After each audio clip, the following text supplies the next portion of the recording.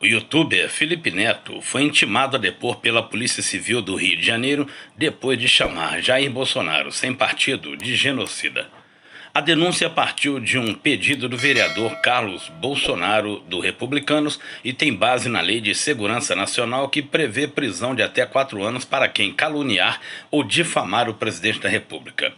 Não é a primeira vez que a lei editada na ditadura militar é usada para enquadrar críticos do governo. O Ministério da Justiça já pediu um inquérito contra o colunista da Folha, Hélio Schwartzman, por publicar a coluna "Porque torço para que Bolsonaro morra". A lei também foi uma das bases para a prisão do deputado bolsonarista Daniel Silveira, do PSL do Rio de Janeiro, que publicou um vídeo com ofensas a ministros do STF. Neste vídeo, o professor de Direito da FGV São Paulo e colunista da Folha, Tiago Amparo, analisa o alcance da Lei de Segurança Nacional e a aplicação dela pelo governo Bolsonaro. Você está no Aeromotocar, o seu canal de variedades. Hoje eu recebi um carro da polícia na minha casa. Esse é o youtuber Felipe Neto, num vídeo postado nas redes sociais. E fiquei muito espantado quando vi que eu estava sendo acusado de crime contra a segurança nacional. Ele é investigado sob suspeita de crime de calúnia com base na Lei de Segurança Nacional, editada durante a ditadura militar. O procedimento foi aberto pela Polícia Civil depois de um pedido do vereador Carlos Bolsonaro. No caso do Felipe Neto, o motivo é o influenciador ter chamado o presidente Jair Bolsonaro de genocida por causa da gestão do governo na pandemia. De que outra forma eu poderia chamar esse presidente? De colegão? De amigo do povo? De guerreiro? O youtuber não é o primeiro famoso a ser alvo da Lei de Segurança Nacional. No começo do mês, a Câmara dos Deputados pediu ao STF a prisão em flagrante do humorista Danilo Gentili. O motivo foi uma postagem do apresentador. Ele disse que só acreditaria que o Brasil tem jeito se a população entrasse na Câmara e socasse os deputados que estavam discutindo a PEC da imunidade parlamentar. Gentili disse que a postagem foi alvo de justas críticas, mas falou que sempre defendeu as instituições e que já brigou com bolsonaristas por causa disso. Na sexta passada, a Câmara desistiu do pedido de prisão, mas quer que o humorista seja banido do Twitter. Como a gente disse, a tentativa é enquadrar os dois na Lei de Segurança Nacional. A versão dela que vale hoje foi criada em 1983, quase no fim da ditadura militar, e considera crimes caluniar ou difamar o presidente da República ou ameaçar algumas autoridades. E nos últimos anos ela está toda hora no noticiário. Ela serviu de base para a prisão do deputado Daniel Silveira, do PSL, no mês passado. Daniel Silveira é acusado de violar a Constituição e também de praticar crimes previstos na Lei de Segurança Nacional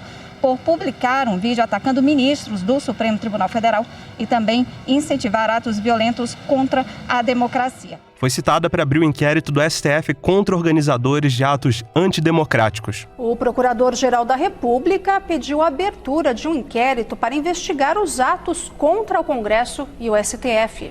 O inquérito, de acordo com o chefe do Ministério Público Federal, visa apurar possível violação da Lei de Segurança Nacional. E tem sido usada pelo governo contra críticos de Bolsonaro. O Ministério da Justiça já acionou a Polícia Federal para investigar adversários políticos do presidente e até jornalistas. A Polícia Federal intimou o colunista Hélio Schwartzman, da Folha de São Paulo, a prestar depoimento sobre um texto de opinião que ele escreveu no dia 7 de julho, intitulado "Porque torço para que Bolsonaro morra".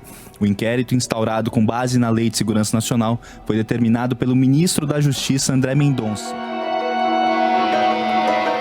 Para entender as questões envolvidas em usar uma lei da ditadura e os dilemas que ela traz para a democracia, o Café de hoje conversa com o advogado Tiago Amparo, colunista da Folha e professor de Direito na FGV São Paulo. E pensando então nos casos em que essa lei tem sido acionada recentemente, chamar um presidente de genocida, por exemplo, é crime? Na minha opinião jurídica, não. Quando a gente fala do crime previsto na legislação da Lei de Segurança Nacional, a gente precisa olhar que, em geral, esse tipo de discurso, ele é, em geral, enquadrado com algum tipo de ofensa com relação ao presidente. Seja, por exemplo, uma calúnia, então você impôs um fato criminoso de forma falsa ao presidente, que aí é interessante, né, a gente entrar numa discussão efetiva do que é genocídio na legislação brasileira para a gente verificar se, de fato, dizer que o presidente é genocida seria algo falso, né, um fato criminoso falso. Eu tenho minhas dúvidas com relação a isso, porque quando a gente olha o que significa genocídio, existe uma legislação no Brasil de 56 que fala que genocídio é quem com intenção intenção de destruir, no todo ou em parte, grupo nacional, étnico, religioso,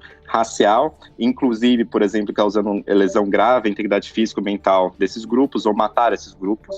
E também existe, o Brasil, ele ratificou o Estatuto de Roma, o Tribunal Penal Internacional, que estabelece o crime de genocídio em linhas parecidas.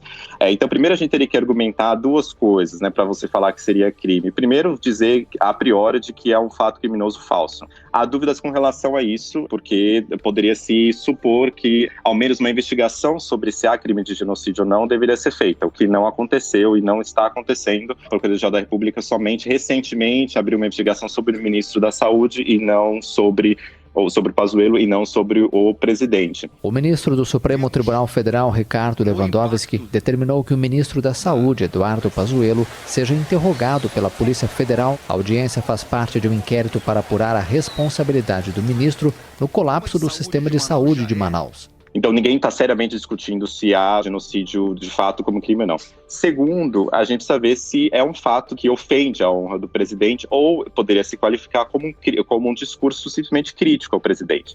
E aí, se a gente olha na lógica da Lei de Segurança Nacional, dessa defesa da nação contra todos e por todos, que é essa lógica da doutrina de segurança nacional, aí sim, qualquer discurso crítico com relação ao presidente poderia ser considerado crime. Só que isso serve em ditaduras, não em democracias. Em democracias, mesmo um discurso incisivo contra o presidente não pode se qualificar como uma ofensa punível pela legislação penal, e muito menos, num caso grave que nós temos de quase 280 mil pessoas e caminhamos para 300 mil pessoas mortas, se a gente qualificar efetivamente isso como um crime.